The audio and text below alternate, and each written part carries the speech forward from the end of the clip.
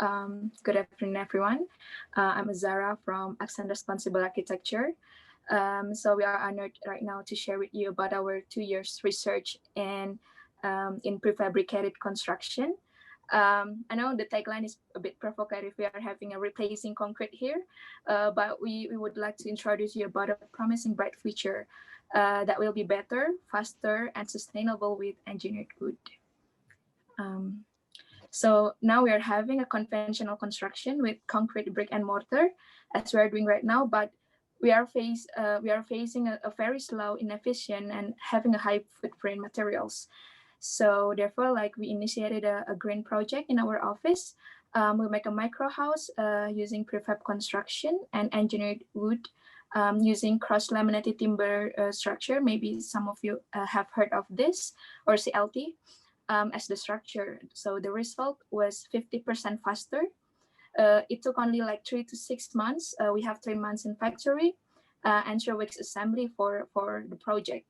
And it's also like we just assembly that really easily, like a Lego. And the material is also like knocked down, having already for termite treatment and have been validated for strength, fire, and seismic test. And we would like to bring this opportunity to support the government issues. It's about the 7.6 million housing backlogs that we have here right now. And also like the another issues that we have is the building regulation in Indonesia remains exclusive to certain materials only. If you see that the building regulations only cited concrete, brick, and mortars, and those are that it makes the construction industry having a slow growth, while other nations have already developed this prefab construction. So next. So if the current regulation is not updated, so we need to imagine how unsustainable if we supply all the housing backlog, even with concrete, even with prefabricated concrete. So is the matter of the materials here, and also like how large are the energy consumption and emission. So we need together we need a major prefab project using sustainable materials here, the CLT one, or any engineered wood products, and a policy that is hoped to accelerate this movement. So because the major those major projects and additional policy will allow an advanced sustainable construction process in Indonesia, such as the availability for bank loan for prefab building, because we don't have that right now, and lower property depreciation and higher value appreciation even for traditional building, because like traditional building in Indonesia is prefab. And capitally speaking, the governmental support will allow massive scalability of the industry that causes a cheaper production, and it will be affordable for everyone, for the homeowners. So prefab, if we take a look, a deeper look, that prefab cross-laminated timber consumes only 1/4 of the concrete materials in the carbon emission. So, but it will all mean nothing if we do not stop and make a change. And the major void right now is about the lack of dialogue that we have here, because like people do not know about prefab, about engineered wood, that creates low demands, no investment, and creating small players and projects.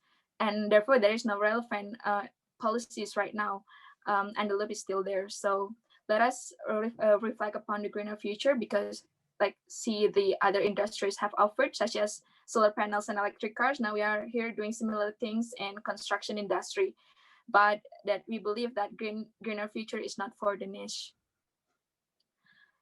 Because the greener future is for all of us. So we need you, the government, that allow an inclusive policy and having a major project in prefab engineered wood.